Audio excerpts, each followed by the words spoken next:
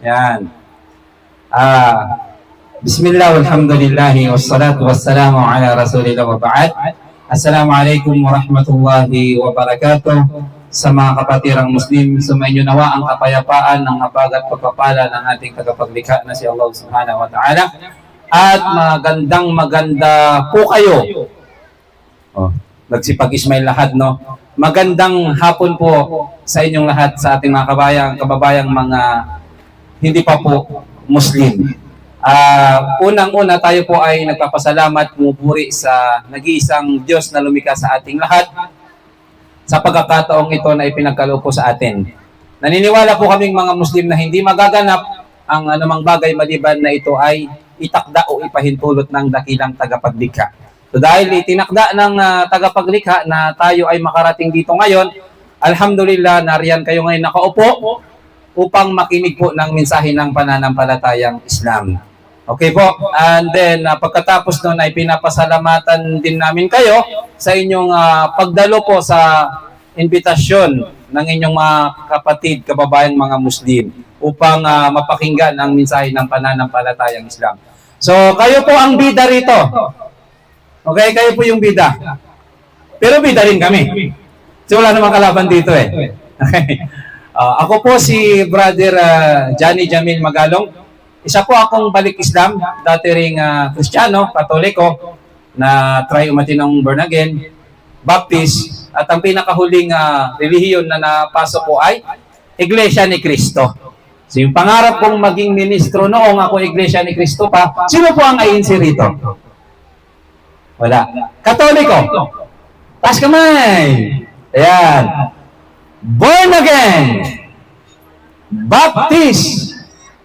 Mormons. Okay, so karamihan po Katoliko. So dati rin po akong Kristiyano na yumakap sa Islam noong 2013. Dating takot sa mga Muslim, dating galit sa mga Muslim, pero nung pinag-aralan ang katuruan ng Islam, sa gabay ng Allah, ngayon ay isa na po akong Muslim at kabilang din sa nagbabahagi ng katuruan ng pananampalatayang Islam. So marami po kaming mga balik Islam dito. Dating Kristiyano na nag-Muslim. So, tingnan natin. Sino po ang dating Kristiyano nag-Muslim? Balik Islam.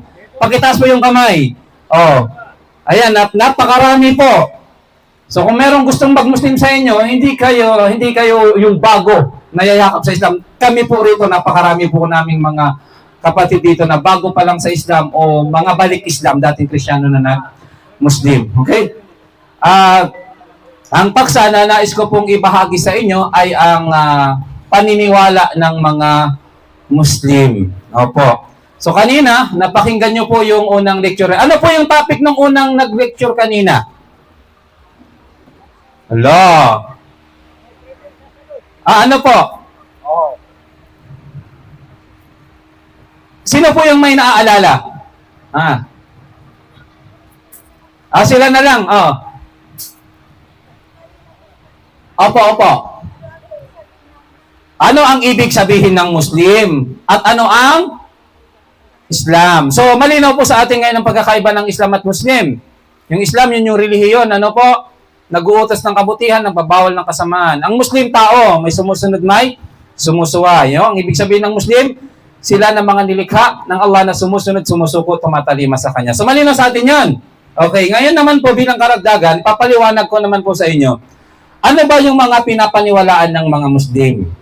Okay, sa amin sa Islam, ay meron po kaming tinatawag na 6 na haligi ng paniniwala. Na kung saan, dito sa 6 na haligi ng paniniwala na ito, dito po nakabase ang pinapaniwalaan naming mga Muslim.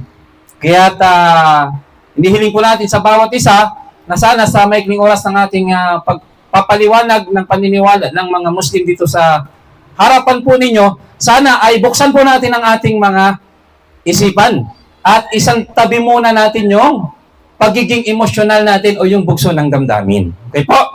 Nang sa ganun ay maunawaan po talaga natin kung ano ba yung katuruan o mga paniniwala ng mga Muslim. Kasi hindi naman po kami naparito para pag Muslimin kayo, pilitin kayong mag-Muslim o di kaya siraan ang inyong mga paniniwala. Hindi po yun yung layunin namin. Nandito po kami para i-share po sa inyo, ibahagi po sa inyo kung ano po ba ang mga pinapaniwalaan namin bilang mga Muslim. Dahil meron pong simbahan ng mga Muslim dito sa lugar ninyo, meron kayong mga kamag-anak, kapitbahay na mga Muslim, di po ba napakainam kung maunawaan natin kung ano ba yung mga paniniwala nila. Tama po ba? Wala pong matutulog ha. Maaga pa po. Sige kayo, pag natulog kayo dyan, mamaya hindi na kayo makakatulog. Di ba? Oh. Okay. So, babanggitin ko po isa-isa yung 6 na haligi ng paniniwala ng mga Muslim and then ipapaliwanag po natin. Kaya tandaan po ninyong mabuti, makinig po tayong mabuti. Mamaya magtatanong po at sino mang makakasagot, mag-uuwi po siya ng limpak-limpak at napakaraming bigas. Opo, napakarami po nito. Kahit bilangin yun, hindi nyo kaya. Di ba? Okay. Sa Islam, meron po kaming 6 na haligi ng paniniwala. Ang una na rito ay ang paniniwala at pagsamba lamang sa nag-iisang Diyos na tagapaglikha, ang Allah subhanahu wa ta'ala. Paniniwala sa Allah. Sabihin nyo nga, paniniwala sa Allah. Mahina lakasan pa, paniniwala sa Allah. Ay, yun. Okay, yun yung una. Pangalawa, paniniwala sa mga anghel. Okay. Pangatlo, paniniwala sa mga banal na aklat. Parang humihina yung energy ha. Nagmerenda na po kayo. Ano pong inerenda ninyo rito? Na? Dishwashing. Diyos, hindi yan. Okay. Pang-apat, paniniwala sa mga sugo at propeta. Pang-ilan na yon? Pang-apat.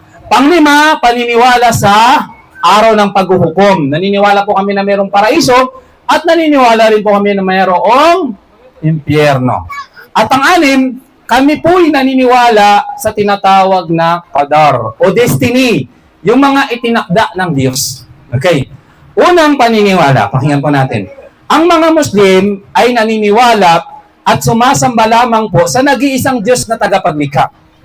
Kung sino po yung Diyos na lumikha ng langit at lupa, lumikha sa inyo, lumikha sa akin, lumikha sa ating lahat, kung sino yung Diyos na sinamba ng lahat ng mga sugo at propeta, maging si Adan, si Eva, si Moises, si Noah, si Abraham, si Jesus, si Muhammad, lahat ng mga sugo at propeta, kung sino po yung Diyos na kanilang pinaniwalaan, ipinakilala at sinamba, siya rin po ang sinasamba ng mga Muslim. Ilan pong Diyos yun sa tingin po natin?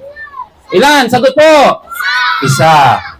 Siya po ang sinasamba rin ng mga Muslim. Ang dahilan lang kung bakit tinatawag ng mga Muslim ang ating tagapaglikha sa pangalan niyang Allah.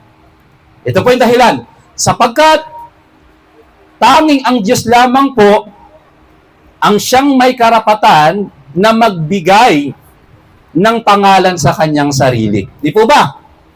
Tayong mga tao, meron tayong mga pinagmulan, nagmula tayo sa ating mga magulang. Ang ating mga magulang, sila yung magdi-decide kung ano yung ipapangalan sa atin. Kaya wala ni isa man sa atin dito, paglabas niya ng sinapupunan ng kanyang ina, sasabihin niya, oh, Nay, pangalan ko, Maria ha. Meron ba sa inyo noon? Paglabas ng sinapupunan, nag-selfie kasama ng nanay, Nay, pangalan ko, Maria. Meron? Wala. Tayo po ba ang pumili ng pangalan natin? No. Sino po? Magulang. Bakit? Kasi meron tayong pinagmulan. Malinaw? Pero ang Diyos na lumikha sa atin, may pinagmulan po siya, wala? Wala, kasi nga siya yung tagapaglikha. Sino po ang mas higit na may karapatang magbigay ng pangalan ng Diyos kung ganon? Siya mismo sa kanyang sarili o tayo na kanyang mga nilikha? Sagot po, siya mismo sa kanyang sarili kasi siya yung tagapaglikha eh.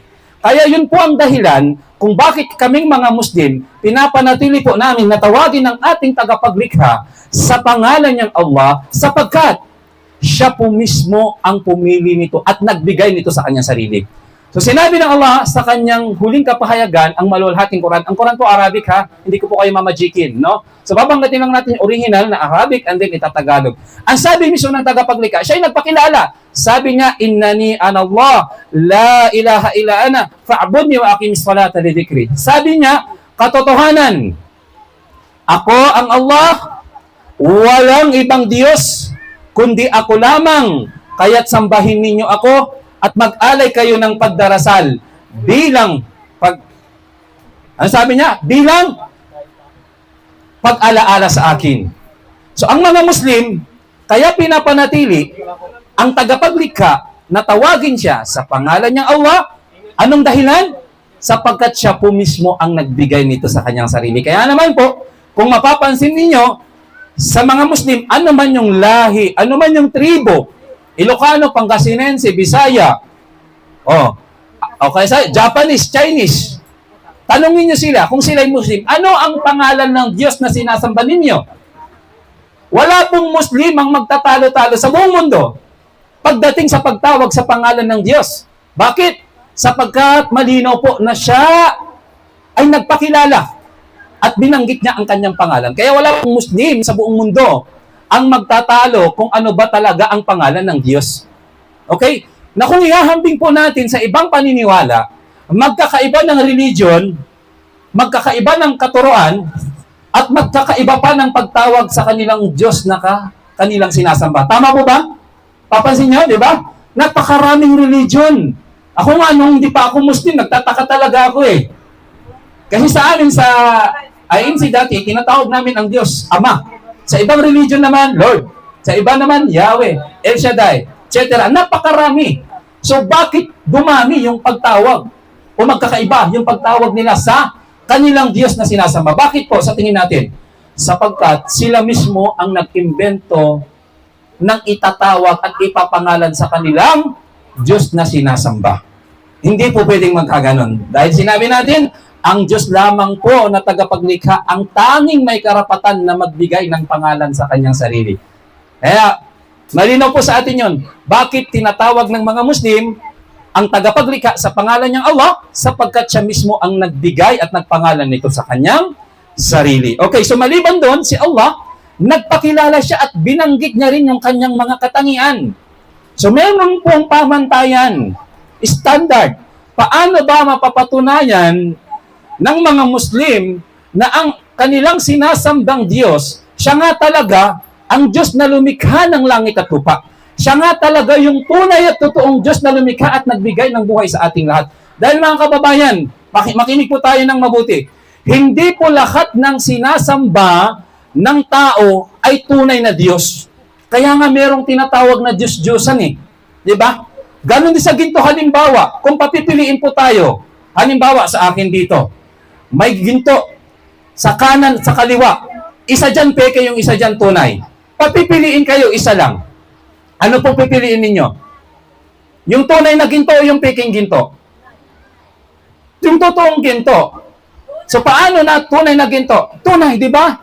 Ngayon, paano po ninyo mapapatunayan na yung ginto na yan tunay? At yung ginto na yan, peke. Maglalagay kayo ng standard. Tama po ba, mali? Maglalagay kayo ng standard, pamantayan. Paano natin mapatunayan na yung ginto tunay? Halimbawa, Nay, ano yung mga palatandaan na yung ginto tunay? Plastado? O ano pa? Hindi kumukupas. Ano pa? Makinang. Makinang. Ano pa? Mabigat. Maglalagay tayo ng pamantayan. Di ba? Yung peking ginto. Ano yung katangian ng peking ginto? Kumukupas. Di ba? Pag naglakad kayo sa palengke, meron kong nakita doon, may mata, may ilong, may bunganga. Tapos sasabihin, halimbawa, hugis, Buddha. Sabi niya, ito, golden Buddha, totoong ginto. Totoong ginto ito. Magkano? 20 pesos. Maniniwala kayo, totoong ginto yon? Grabe naman yan, totoong ginto, ibibinta, napakamura. Maniniwala po kayo, totoong ginto yon? Hindi. Tapos kumukupas pa. Ginasgas mo ng kuko mo, kaka-cutex lang. Di ba? Nakita na agad, gas-gas na. Hindi yung totoong ginto. Di po ba? So maglalagay tayo ng pamantayan para mapatunayan na yung ginto na yan tunay. Di po ba? Sa bagay na yan, nagiging masusi tayo. Tama po, sa pagpili halimbawa ng ginto. Pipiliin ka eh. Di ba? Ganon din po halimbawa sa pagkain. Halimbawa na lang sa isda, pagpasok ng palengke. Andyan pa po kayo? Nakikita ko po kayo. Pagpasok yun ng palengke, bibili kayo ng isda. Ang daming mga nagtitinda ng isda. Pagpasok yung sabi ng mga tindera, suki. O, suki. Kahit ngayon ka lang nakita, suki na, di ba? Sasabihin siya, bili ka na ng isda, sariwa. Maniniwala po ba kayo na lahat ng ibinibentang isda sa palengke sariwa? Hindi. Di po ba? Sino po ang mga mahilig mamalengke? O, maglalagay na naman kayo ng pamantayan, standard. Di ba? Paano natin mapatunayan yung isda? Sariwa. Oh, ano pa? Nay. Hawak mo ang bit, sagot na. Yung hasang niya, pula. Nako, hasang pula. Okay, ano pa, Nay? Kumikindat. Ang ganda mo na ya. Ha? Oh, kung ako papipiliin, oh, 'di ba? Kailangan yung isda gumagalaw, di ba? Pag gumagalaw, huwag ka na magtanong, bisa yung sariwa 'yon, di po ba? Sa pagpili ng isda, halimbawa sa kinakain po natin, nagiging mabusisi po tayo. Di po ba? Hindi agad tayo naniniwala na isda na yan sariwa. Bakit tayo nagiging mabusisi? Masuri. Bakit? Kasi ang nasa alang-alang po natin yung kalusugan natin. Di po ba? Kapag nakabili ka dyan ng hindi sariwang isda, double dead, halimbawa, iniluto mo yon, sasakit yung tiyan mo.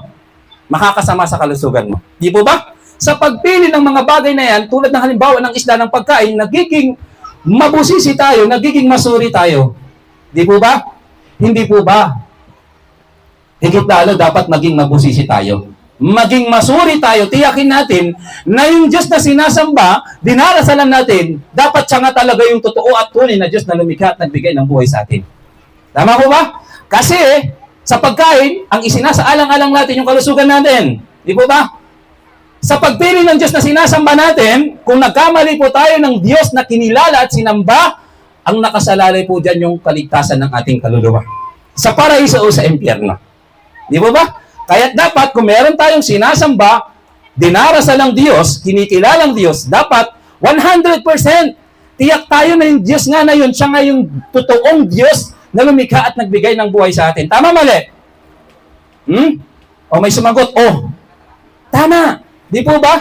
Ngayon, ito po yung katangian ng tunay na Diyos. Si Allah nagbanggit, nagpakilala sa isang maikling chapter sa Quran, sa Surat Al-Ikhlas, kabanata ng kadalisayan, pagkaisahan ng Diyos. Sinabi niya, ito po yung katangian ng tunay na Diyos. Tingnan niyo po, kung meron po tayong mga kinikilalang Diyos ngayon, ipasok niyo po yung standard na to, yung mga katangian na ito.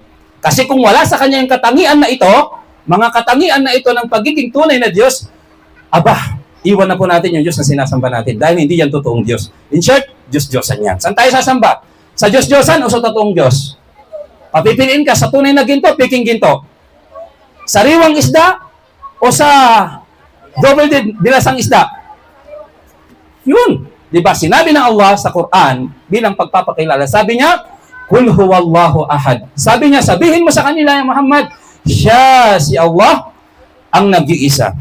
Unang-unang katangian ng tunay na Diyos, kailangan siya po ay nag-iisa lamang. Kaya kung merong mga ngaral na tumayo sa ating harapan at nagsabi na ang Diyos ay tatlo, parang Nescafe. 3 in 1. Hindi mga ganun di ba? Tatlo yun, pero isa lang yun. 1 plus 1 plus 1 equals 3. Sasabihin sa'yo, 1 plus 1 plus 1 equals 1. Maniniwala po kayo? Hindi. Sa 10 Commandments, ano ba yung first and second commandments? Di ba? Huwag kang sasamba sa Diyos-Diyosan. Ayaw ng Diyos na tayo ay kumilala at sumamba sa iba maliban pa sa Kanya. O ilan ang dapat Diyos sasambahin natin? Isa lang. So yun yung unang katangian. Sinabi niya, Kul huwallahu ahad. Sabihin mo, siya si Allah. Binanggit niya yung pangalan niya. Siya si Allah. Ilan daw siya? Ang nag-iisa. Pangalawa, sinabi rin niya, Allahus Samad. Siya si Allah, siya ay ganap, sandigan ng lahat. Wala siyang pangangailangan. Bagos tayong mga nilikha ang nangangailangan sa Kanya. Ang Diyos, ang tunay na Diyos, si Allah, hindi siya nagkakamali. Hindi siya nagugutom. Hindi siya nauuhaw. Wala siyang kahinaan. Wala siyang pangangailangan. At lalong-lalong hindi siya kailanman namamatay.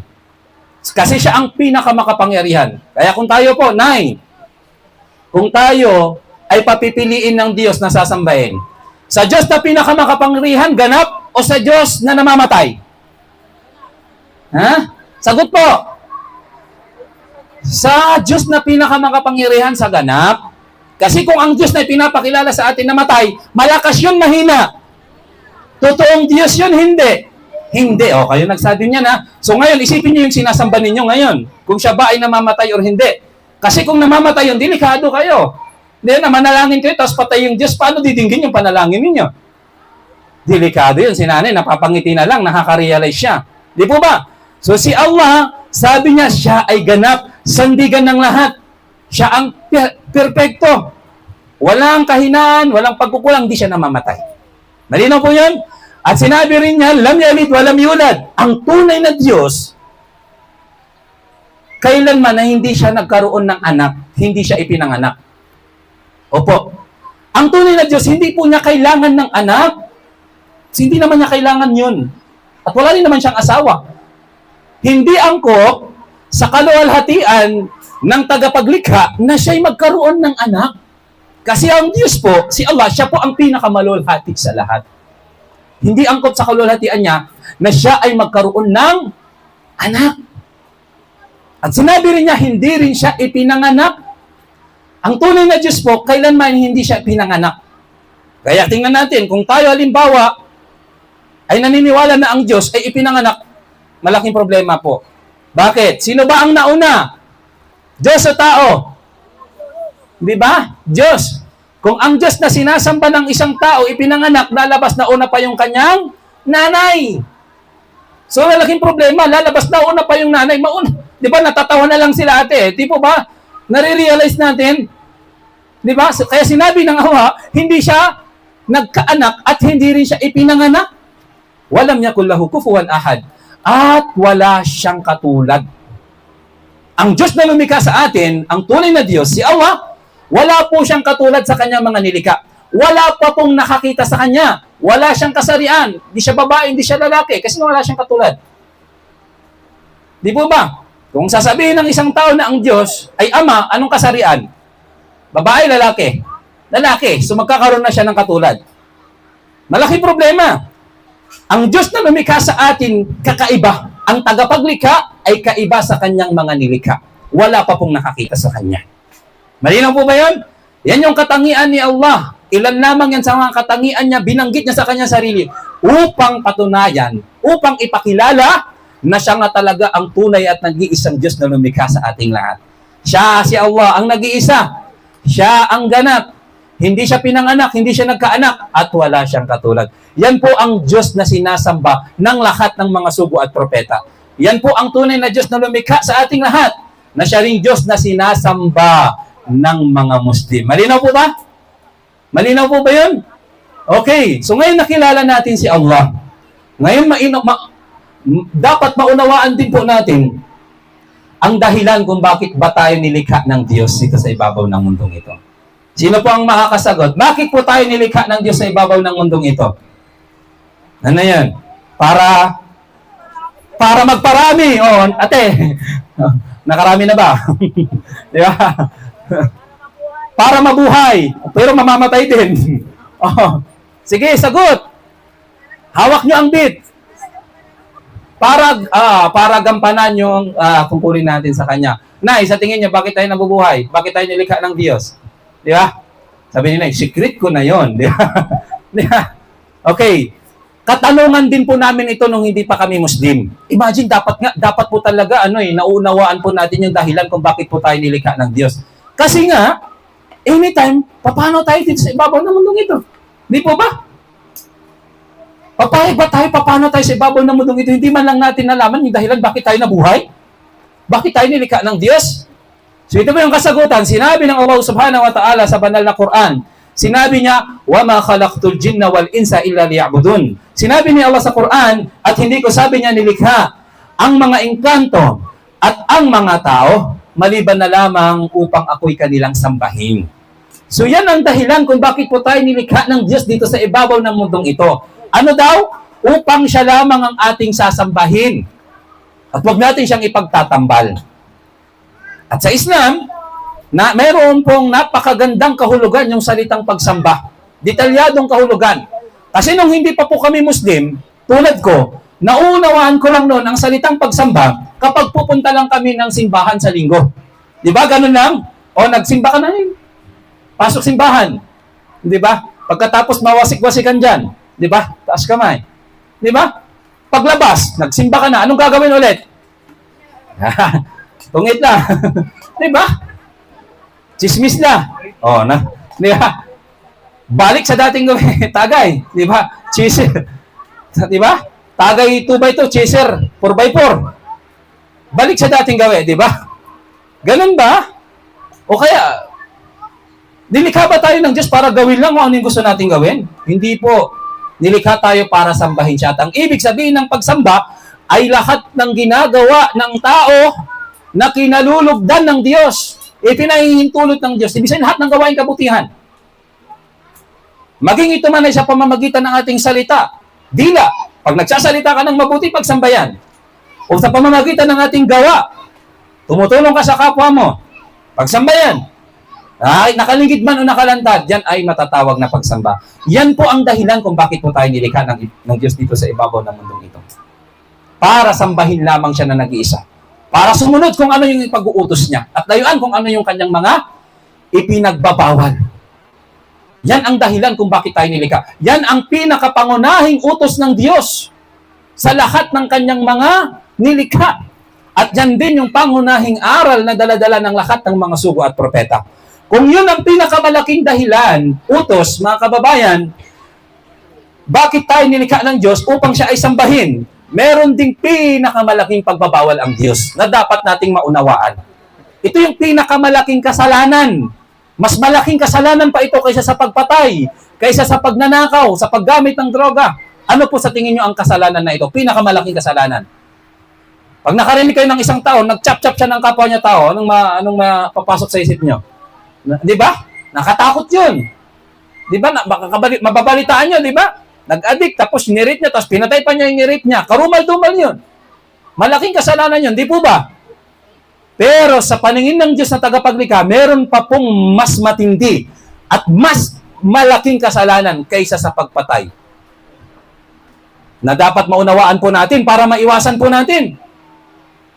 Di po ba? Hindi po ako galit ha. Seryoso kayo masyado. Smile naman kayo kahit postiso yan hindi halata. Di ba? Ano po sa tingin natin? Yung pinakamalaking kasalanan. Yung sasamba ang isang tao sa iba maliban pa sa tunay na Diyos na tagapaglikha. Yung pagtatambal, ito po yung pinakamalaking kasalanan. Iisa lang yung Diyos na lumikha at nagbigay ng buhay sa atin, subalit sasamba tayo sa iba maliban sa Kanya. Yun po ang pinakamalaking kasalanan na maaaring magawa ng isang tao. At dahil sa itong kasalanan na ito, pinakamalaking kasalanan, ito yung kasalanan na kapag nagawa ng isang tao, ay mawawalan ng saysay ang lahat ng kanyang mga kabutihang nagawa. Sinabi ng Allah sa Quran, na in asyrakta la yahbatanna amaluka wa la takunanna minal khasirin.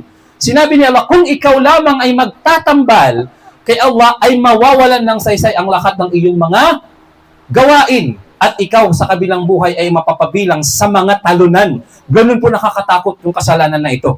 Imagine, gaano man kabuti yung isang tao, tumulong man siya, naging mapagkawang gawa man siya, o kahit ano pang kabutihan yung kanya nagawa, subalit ipinagtambal niya ang Diyos na lumikha sa kanya, mawawalan ng saysay yan. Imagine,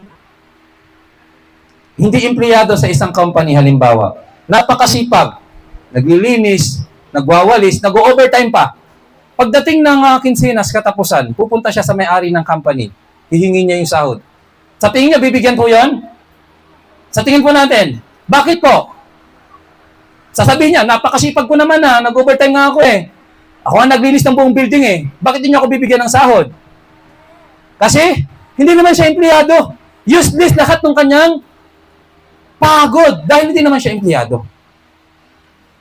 Higit lalo, ang isang tao, nagpakabuti man siya, kung sumamba siya sa iba maliban pa sa Diyos na lumikha sa kanya, mawawalan din ng saysayan. Mawawalan ng kabuluhan. At hindi lang po yun. Ang kasalanan ito, sinabi ng dakilang tagapaglikha mismo, Ang kasalanan ito ay hindi niya papatawarin.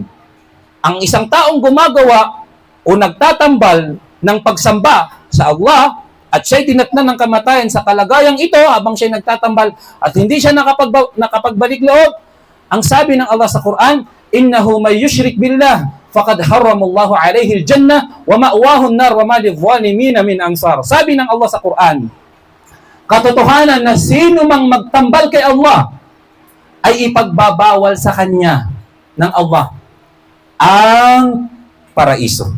At ang kanyang magiging hantungan sa kabilang buhay ay ang apoy ng impyerno.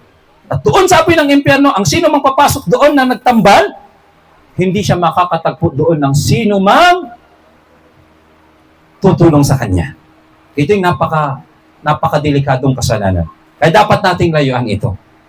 Itong kasalanan nito, pinakapangunahing utos, sasambahin siya na nag-iisa, pinakapangunahing pagbabawal, pinakamalaking kasalanan, ay ang ipagtambal ang dakilang Diyos na lumikha sa ating lahat. Kaya nga, sinabi pa ng Allah sa Quran, sabi ng Allah, وَمَنْ يَكْفُرْ بِالطَّاغُوتِ وَيُؤْمِنْ بِاللَّهِ. Sino man ang itakwil niya ang mga Diyos-Diyosan. Siyempre, hindi naman po totoong Diyos yan, di po ba? Kung nakilala natin yung totoong Diyos, di dapat tanggapin natin yan. Dapat siya lang yung sasambahin natin, di po ba? Sino man sabi ng Allah, ang itakwil niya ang mga Diyos-Diyosan, kasi hindi naman totoong Diyos. At wayu'min billah, at sumampalataya siya kay Allah bilang kanyang nag-iisang Diyos na tagapaglikha. Fakadistam sa kabil urwatil wuthqa lang fisama laha. Tunay, sabi ng Allah na nahawakan niya, yung pinakamatibay na hawakan na kailanman ay hindi masisira. Yung pinakamatibay na katotohanan na kailanman hindi ito mapapasinungalingan ng sinumang tao. Na ano yun? Na meron lamang po na nag-iisang Diyos na lumikha sa ating lahat.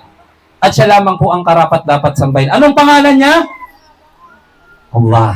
Okay. Malinaw po ba yan? Okay. Yun lang yung medyo mahaba. Yung kasunod, medyo maiksi na po. Okay pa po kayo? Gising pa po? Wala pang tulog. Sabi ko, pag natulog kayo, hindi na kayo makakatulog mamaya.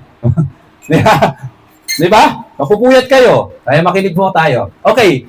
Pangalawang paniniwala, ano po yun? Paniniwala sa mga anghel. Paniniwala sa mga angel. Sino si angel?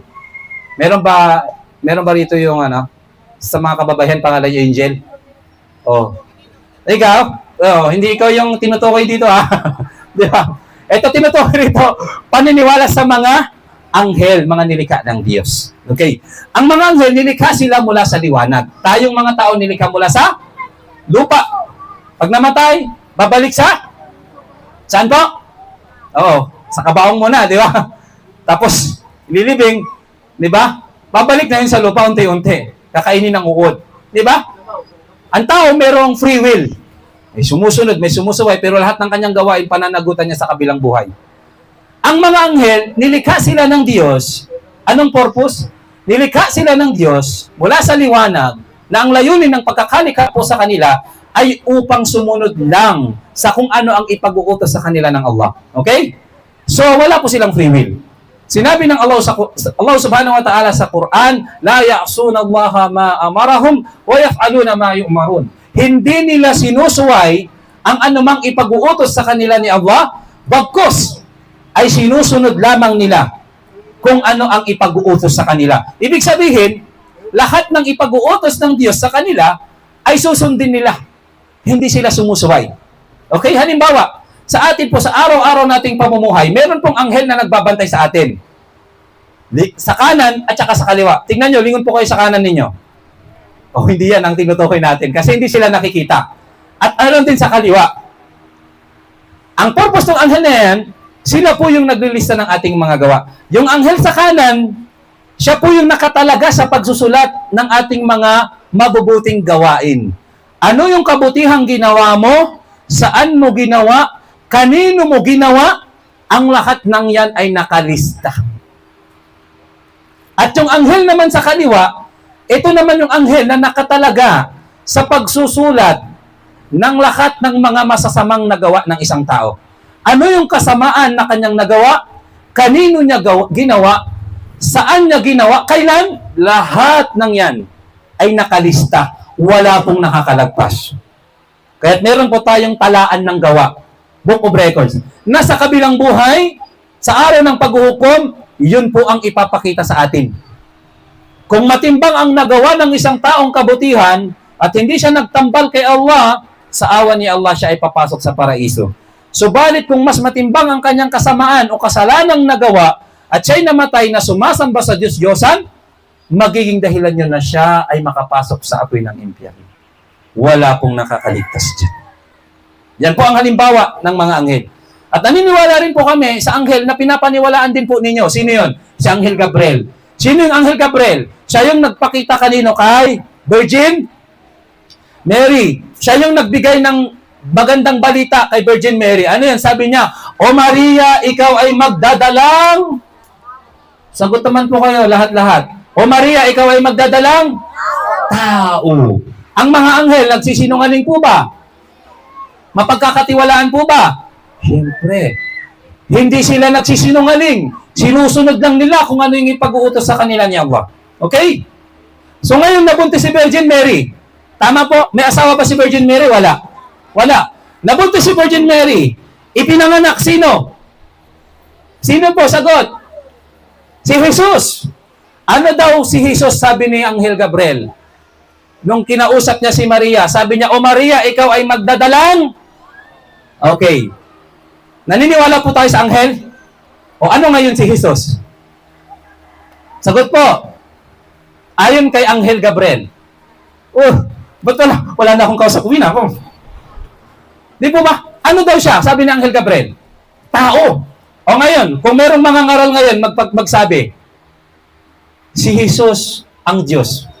Pero sinabi ni Anghel Gabriel, si Jesus ay tao. Sino po ang paniniwalaan natin? Ang anghel na hindi sumusuway o ang tao? Anghel. Okay, kaya maniwala tayo sa mga anghel. Ang paniniwala namin si Jesus tao. Tulad ng paniniwala, tulad ng sinabi ni Anghel Gabriel. Tulad din ng paniniwala mismo ni Birheng Maria. Di po ba? Kasi ang Diyos hindi siya pinanganak. Di ba? Ano ang tawag ni Birheng Maria sa kanyang anak? Anak ko, Diyos ko. Anak ko, syempre. Di ba? Okay, mamaya papaliwanag natin yan. Okay. Pangatlo yan. Pangalawa yan. Pangatlong paniniwala. Kaming mga Muslim ay naniniwala po sa lahat ng mga banal na kasulatan. Mga holy book.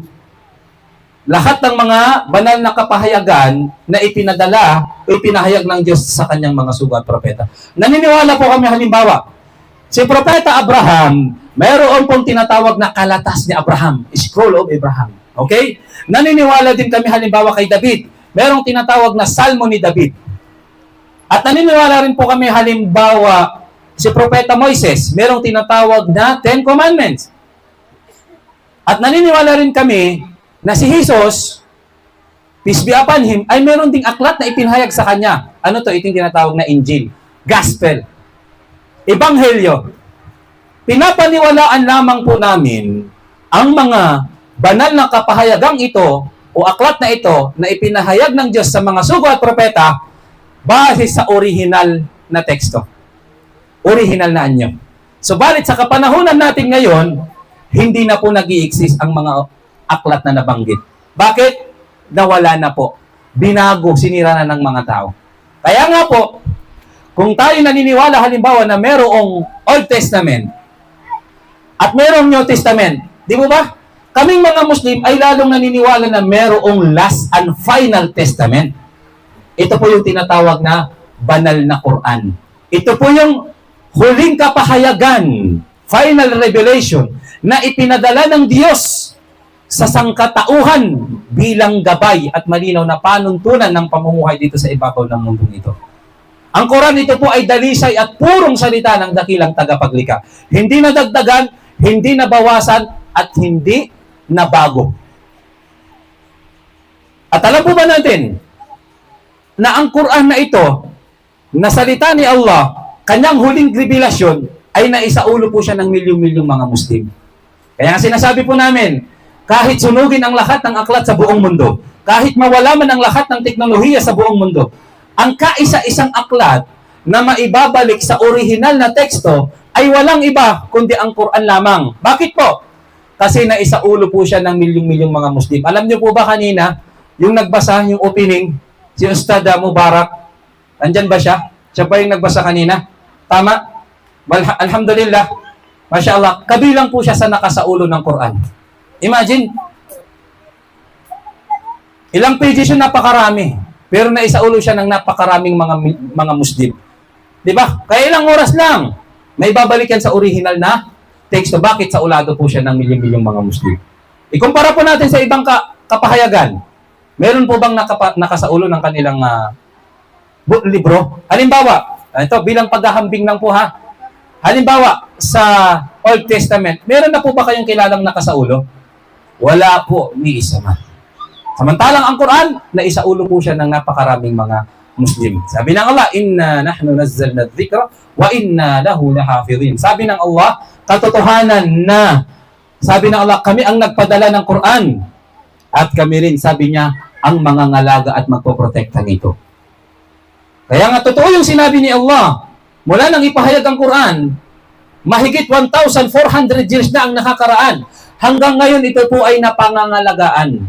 Walang dagdag, walang bawas, sapagkat ito po ay palatandaan ng dakilang himala, na ito nga ay patunay na ang Quran ay salita ng dakilang tagapaglikha. Okay po? Okay. Pang-ilang paniniwala na tayo? Pang-apat. Very good. Ano yung una? Paniniwala sa Allah. Pangalawa, paniniwala sa anghel. Pangatlo, paniniwala sa mga aklat. Sa mga aklat ha, hindi yung aklat ng weteng. Okay. Pang-apat, paniniwala sa mga sugo at propeta. Hindi yung sugo na nabibili nyo dyan sa tindahan. Ha? Ang mga sugo at propeta, sila po ay pinapaniwalaan at sinusunod ng mga Muslim. Dito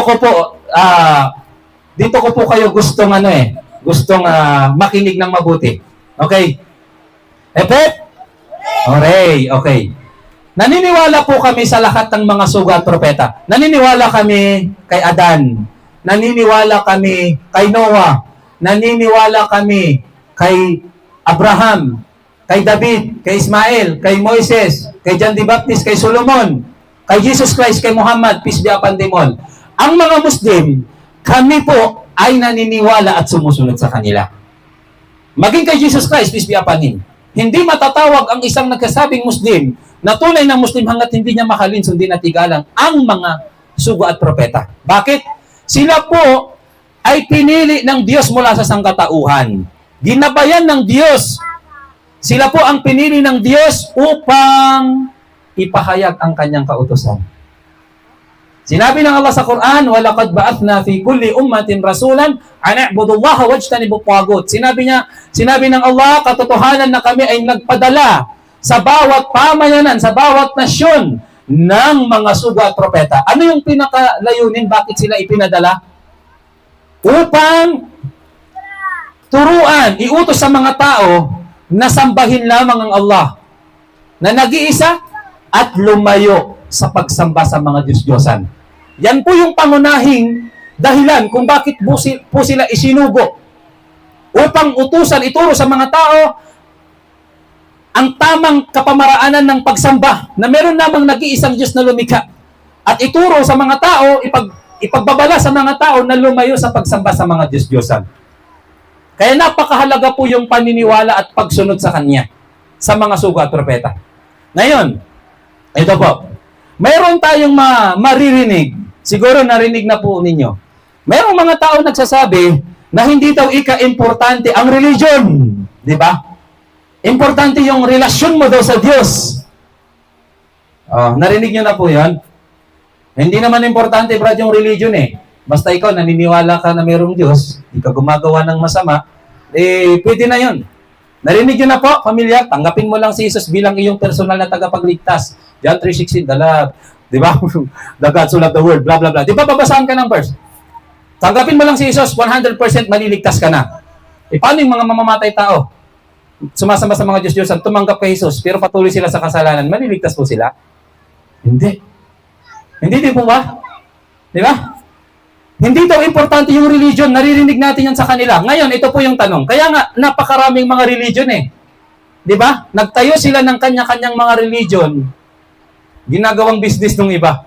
O halos ng lahat. Di po ba? Ngayon, ito po yung tanong. Kung hindi po pala importante yung religion, Makinig po tayo ng mabuti. Kung hindi pala importante yung religion, kung pwede pala tayong sumamba sa Diyos sa paraang gusto lang natin, sa pamamaraang maisip lang natin, kung pwede pala tayong magkanya-kanya o magtayo ng kanya-kanyang relihiyon, magkanya-kanya ng paniniwala, kung pwede pala nating gawin yun, sambahin ang Diyos sa paraang gusto lang natin, kahit hindi naman niya inutos. Ngayon, tanong, bakit pa po nagpadala o nagsugo ang Diyos ng mga sugo at propeta? Kung pwede naman pala tayong sumamba sa Diyos ng kanya-kanya na lang. Kung pwede pala tayong magtayo ng kanya-kanyang relihiyon at paniniwala. Di ba? Nasusundan po natin? Kung pwede pala tayong magkanya-kanya ng paniniwala, magtayo ng kanya-kanyang religion, o sambahin ang Diyos sa paraang gusto lang natin, bakit pa nagpadala ang Diyos ng mga sugo at propeta? Di po ba? Hindi po ba yun ay katibayan na kaya siya nagpadala ng mga sugo at propeta upang sila po ang ating pamarisan? Upang sila po ang ating sundin? Kaya ang mga Muslim panatag po kami. Bakit po? Kung papaano po ipinakilala ng mga sugo at propeta ang Diyos at kung papaano nila sinamba ang Diyos, ay ganun din po namin kinikilala at ganun din po namin sinasamba ang tunay na Diyos na si Allah. Na sumusunod po kami sa kanilang pamamaraan, sa kanilang aral. Kaya naman po, mag-ingat po tayo at ikumpara natin kung merong tatayo sa ating harapan, isang tao ngayon, magturo ng aral na salungat sa itinuro ng mga sugo at propeta, mag-ingat po tayo. Bakit? Kanino ba tayo susunod? Sa mga sugo at propeta na ginabayan, pinili ng Diyos, o sa mga tao lamang na nag-imbento ng kani-kanilang mga paniniwala? Saan po? Saan po tayo susunod? Sa mga sugo at propeta, syempre. Kasi nga pinili sila ng Diyos, sinugo sila ng Diyos, ginabayan sila ng Diyos. Sila yung in charge sa pagbibigay ng balita, ng salita ng Diyos sa mga tao. At halimbawa pa ng paniniwala namin, isang halimbawa na katunayan na ang mga Muslim ay sumusunod sa mga sugo at propeta. Alam niyo po ba, ang mga Muslim ay nagmamahal at sumusunod din kay Jesus Christ? Merong mga nagsasabi pag nag-Muslim ka daw, ang mga Muslim daw, anti-Christ. Di ba? Hindi daw sila naniniwala kay Jesus. Napakamaling paniniwala po ito. Dahil ang katotohanan, sinabi ko kanina, hindi matatawag na Muslim ang isang nagsasabing Muslim kung hindi niya paniwalaan, mahalin at sundin si Jesus Christ, peace be upon him. Hindi bilang Diyos, kundi isa sa mga sugo at propeta ng Allah. Okay? Alam po ba natin na ang mga Muslim, ang silang totoong nagmamahal at sumusunod kay Jesus? Tanungin ko po kayo, mahal mo po ba si Jesus? Sagot po, naniniwala po ba kayo kay Jesus? Kung mahal mo siya, dapat sundin mo siya, di po ba? Kung hindi siya susundin, totoo bang pagmamahal yon? Hindi po. Okay. Kaya nga, tingnan nyo ang mga Muslim. Si Jesus, tingnan nyo po, ikumpara natin mabuti. Ang mga Muslim, sumusunod kay Jesus. Halimbawa, si Jesus, sumasamba lang sa nag-iisang Diyos. Ang mga Muslim, sumasamba lang sa nag-iisang Diyos. Si Jesus, kapag siya nagdarasal, siya nagpapatira pa. Ang mga Muslim, 5 beses magdasal, kami po'y nagpapatira pa. Sino po ang sumusunod ngayon kay Jesus? Sagot po, mga Muslim. Si Jesus at ang mga propeta nagpapahaba ng balbas.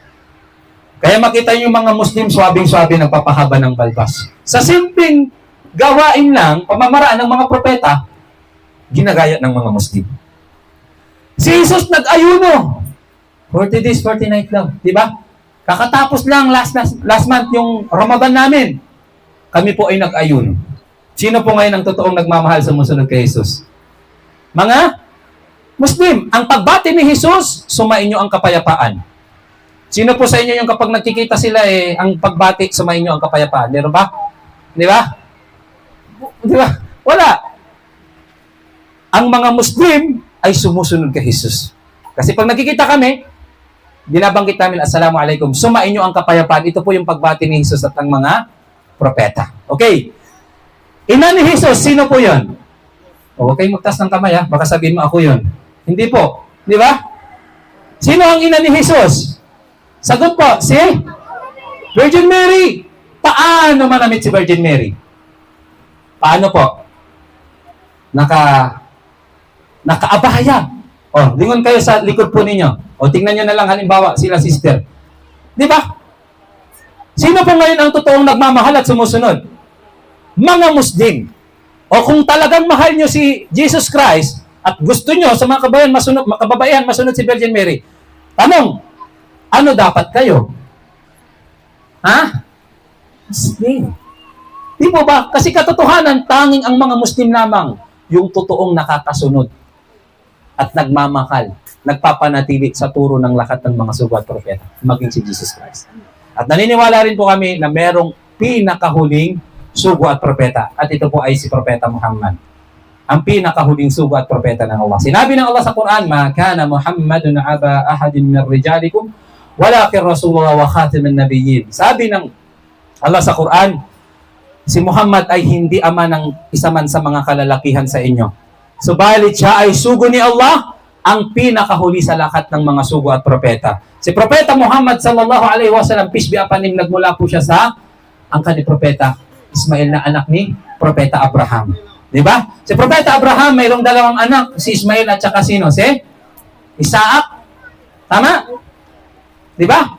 Sige, Propeta Isaac, nagsalit-salin lahi, doon lumabas yung 12 lipi ng Israel. Kay Propeta Ismail, nagsalin-salin lahi, doon naman lumabas si Propeta Muhammad, peace be upon him. So kung ititrace natin yung kasaysayan, si Propeta Muhammad at si Jesus Christ, sila ay magpinsang malayo.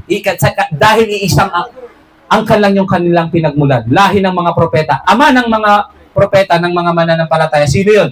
Si Propeta Abraham, peace be upon him. At ang aral ni Propeta Muhammad, pagdating sa pagkilala at pagsamba sa nag-iisang Diyos na si Allah, ay pareho lamang po sa mga katuruan ng mga naunang mga sugo at propeta. Dahil pare-pareho po silang sugo at propeta ng dakilang tagapaglikha. Okay?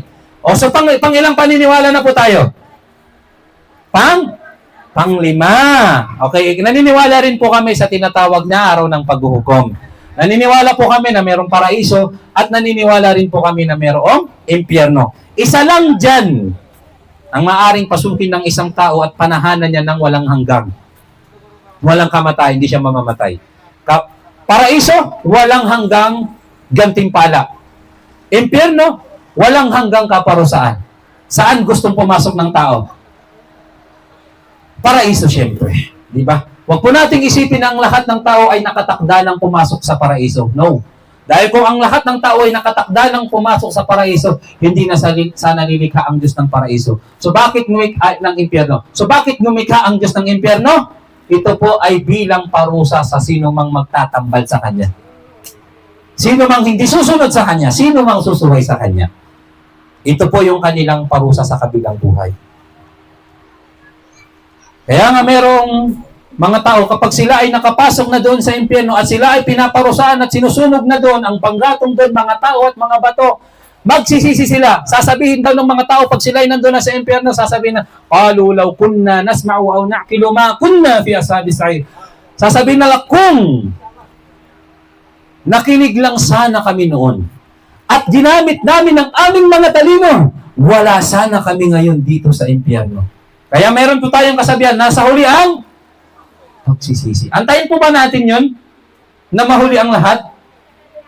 Hindi. Habang nabubuhay pa tayo, kung gusto natin pumasok sa paraiso, walang hanggang gantimpala, lahat ng gusto mo ay pagkakalob sa'yo. Ano dapat gagawin natin? Sundin natin kung ano yung utos ng Diyos.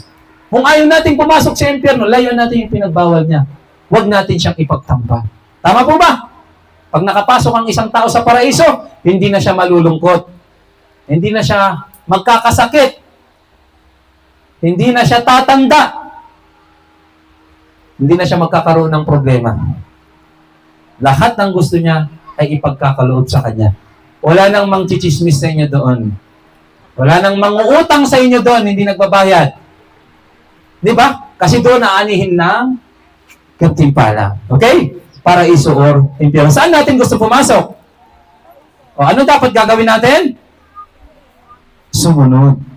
Diba? Sambahin si Allah at huwag siyang ipagtambal. Okay. At panghuli na paniniwala ng mga Muslim, ay naniniwala po kami sa tinatawag na kadar o destiny. Lahat ng itinakda ng Diyos, mabuti man o masama, ano man nangyayari sa ibabaw ng mundong ito, naniniwala po kami yan ay nalalaman, itinakda, at nangyari yan dahil ipinahintulot at kagustuhan ng dakilang tagapaglikha. Halimbawa, yung kaganapang ito, kabilang po ito sa itinakda ng Diyos. Bakit nangyari ito? Dahil ipinahintulot ng Diyos. Kasi kung hindi po niya ipahintulot o ipinahintulot, wala po tayo ngayon dito. Baka nandoon tayo. May hawak braha. Di ba? Di ba? O nakahilata sa bahay. Tawang-tawa, nagtinginan eh, di ba? Nakita ata tayo ni brother, di ba? Hindi ko kayo nakita. Di po ba? So kabilang yan sa itinakda ng Diyos. Ang isang tao, kapag tanggap niya itinakda ng Diyos, anumang dumarating sa kanya, mabuti man o masama, nagiging magaan yung pagtanggap. Hindi niya sinisisi ang Diyos. Dahil ang isang taong hindi naniniwala sa mga itinakda ng Diyos, kapag dumating sa kanya yung mabigat na problema, suliranin, karamdaman, maririnig mo sa kanila, sinisisi nila ang Diyos. Bakit? Hindi nila tanggap yung itinakda sa kanila. Okay? Pero pag tanggap nila, nagiging magaan. Nagiging magaan yung pagtanggap dito. Di po ba? So ilan lamang po yan sa mga halimbawa ng paniniwala sa tinatawag na kadar o mga itinakda ng Diyos. So yan po mga kababayan, yung 6 na haligi ng paniniwala ng mga Muslim. Una, sabayan ninyo ako, paniniwala kay Allah. Pangalawa, paniniwala sa mga anghel. Pangatlo, paniniwala sa mga banal na aklat. Pang-apat, paniniwala sa mga sugat, propeta. Panglima, araw ng paghuhukom. Pang-anim, paniniwala sa destiny. Pang-pito, wala na. Tapos na eh. Tapos na yung 6 eh. Natawa si nanay. So yan po mga kababayan, yung 6 na haligi ng paniniwala ng mga Muslim. Nawa ay meron po tayong natutunan. So dalangin ko kay Allah na nawa ay ipakita sa atin ang katotohanan at biyayaan tayo ng pagsunod. Ipakita sa atin ang kaligawan, kamalian at biyayaan tayo ng paglayo rito. So mga kababayan, kung meron man po akong nasabi na nakasakit po sa inyong damdamin, ito po ay hinihingi ko po ng paumanhin. Hindi ko po layunin na siraan kayo o saktan ng inyong damdamin. Kaya pasensya na po kung meron pong nasaktan, no?